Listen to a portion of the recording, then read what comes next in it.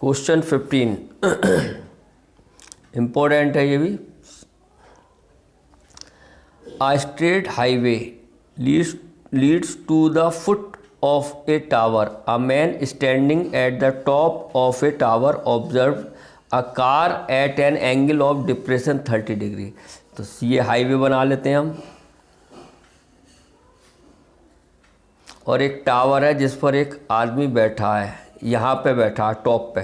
देखो ये कह रहा आ स्ट्रेट हाईवे हो गया, leads to the foot of a tower, foot ये हो गया टावर का। A man standing at the top of the tower, यहाँ बैठा है। Observe a car at an angle, अब कार आपकी इस हाईवे यहीं कहीं तो होगी, यहाँ पे मान लो कार ये है और एंगल कितना बन रहा है, डिप्रेशन बन रहा है। तो इसका मतलब यहाँ पे हम क्या करेंगे, डैश डैश ऐसे करेंगे, आपको मालूम है।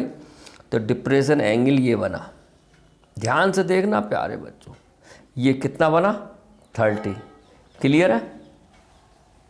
आगे देखो, which is approaching the foot of the tower, जो कार किधर साइड जा रही है, मान लो एक कार जो है वो जा रही है इधर साइड, टावर के फुट की ओर, यानी टावर के आधार की ओर, टावर की ओर जा रही है विद ए यूनिफॉर्म स्पीड, कोई स्पीड से जा रही है वो, ठीक है।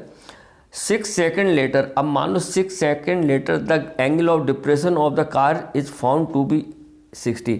अब एंगल बढ़ा है तो इसका मतलब इधर जा रही है, मान लो 6 सेकेंड में यहाँ आ गई कार, ए यहाँ आ गई, 6 सेकेंड में पहुँच गई बी पर, और यहाँ से इसका एंगल हो गया ये डिप्रेशन एंगल, ये हो गया 60। क्लियर है। 6 सेकेंड आफ्टर 6 सेकेंड, ठीक है। ये डिस्टेंस नहीं है जो आप 6 सेकेंड में मान लो यहाँ से चल के आ गई वो, ठीक है। कहाँ गया, 6 second later the angle of depression of the car is found to be 60। Find the time taken by the car to reach the foot of the tower from this point. अब ये पूछा यहाँ से यहाँ पहुँचने में कितना लगा, 6 सेकेंड। ए से बी तक पहुँचने में कितना लगा, 6 सेकेंड। ध्यान से देखना। तो पूछा यहाँ से यहाँ पहुँचने में कितना टाइम लगेगा, ए बी सी मान लो, इसे डी मान लो। क्लियर आया क्वेश्चन। हमें पूछा यहाँ से यहाँ तक पहुँचने में कितना समय लगेगा, ठीक है, कितना समय।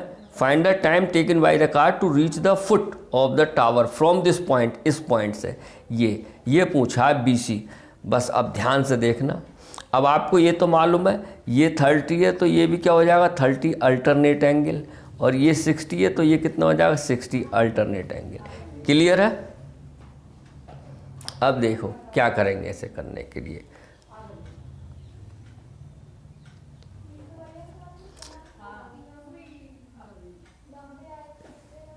अब हमें इन राइट ट्रायंगल समझ में आ गया क्वेश्चन। क्लियर है। यहाँ पर एक व्यक्ति बैठा है टॉप पे, कार यहाँ थी, यहाँ से डिप्रेशन एंगल था 30, तो ये भी 30 हो गया अल्टरनेट एंगल।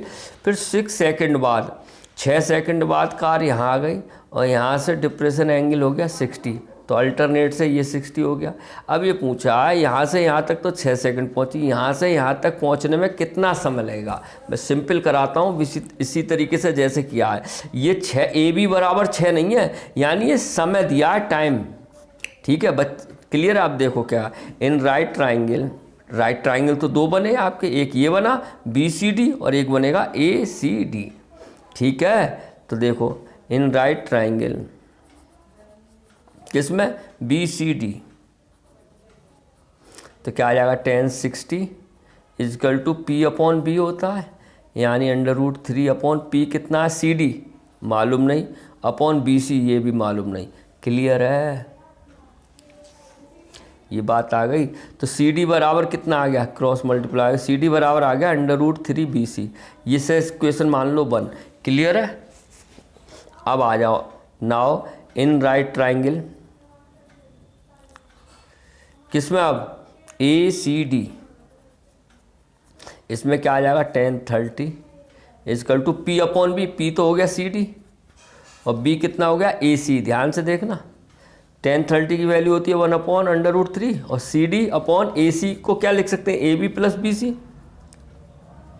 ध्यान से देखो, ठीक है। क्रॉस मल्टीप्लाई कर लो, यानी AB + BC बराबर हो गया √3 सी डी। ठीक है, अब सी डी का मान यहाँ से रख दो, सी डी बराबर 1 से। देखो हमें क्या, अब क्यों रख रहे हैं ये भी मैं बता दूँ। हमें जो पॉइंट फाइंड आउट करना है बेटा, यही तो पॉइंट फाइंड आउट करना है, बी सी, तो इसे रखते हैं। और ए बी की ज़रूरत पड़ेगी क्योंकि 6 सेकंड यहाँ से यहाँ पहुँचने में लगा है, तो सी डी की ज़रूरत नहीं है। सी डी हमें हाइट थोड़ी पूछी है, तो सी डी की यहाँ से सी डी का मान रख दो। तो ठीक है, यानी A B plus B C is equal to √3, और सी डी कितना है बेटा, √3 बी सी। समझ में आई है बात? यहाँ लिख दो, putting the value of C D from equation 1। ध्यान से देखना, थोड़ा सा लॉजिक है इसमें। क्लियर है? ये आ गया, यानी हो गया A B plus B C is equal to, ये हो गया 3 बी सी। क्लियर है? अब बी सी को बी सी के पास ले जाओ, तो ए बी बराबर कितना हो जाएगा बेटा, ए बी बराबर हो जाएगा 3 बी सी, तो ये है ही माइनस बी सी हो गया। तो ए बी बराबर कितना हो जाएगा, 2 बी सी। ठीक है, और बी सी बराबर कहाँ आ जाएगा, 2 अपॉन में आ जाएगा, तो बी सी बराबर कितना आ जाएगा बेटा, यहाँ बी सी बराबर आ जाएगा ए बी बटे 2। ये बात आई समझ में? यहाँ तक आ गया समझ में? ठीक है, अब हम लिखते हैं, यहाँ लिखेंगे, अब ध्यान से देखना, हो गया question. Time taken by the car to reach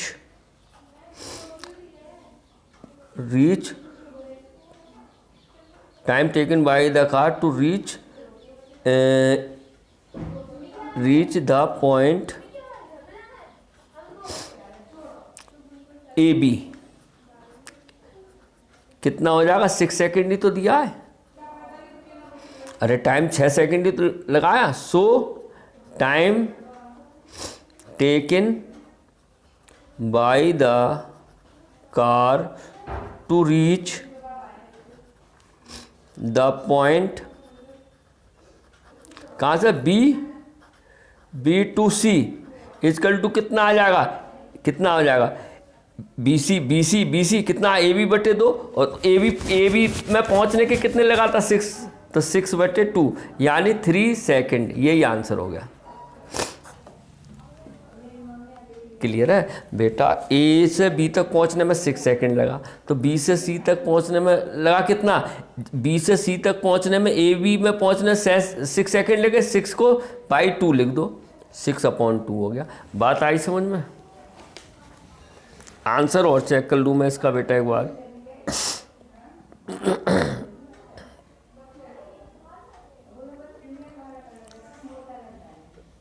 सही है, यही है आपका, 3 सेकेंड ही आंसर आ गया। उम्मीद है आपको समझ में आ गया होगा। क्लियर है?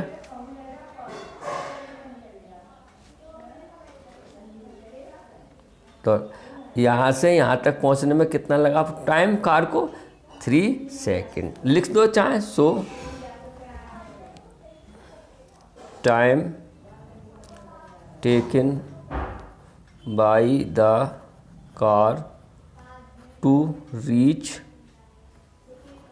द पॉइंट, कहाँ पहुँची, सी तो है, फुट पॉन सी कितना, 3 सेकेंड।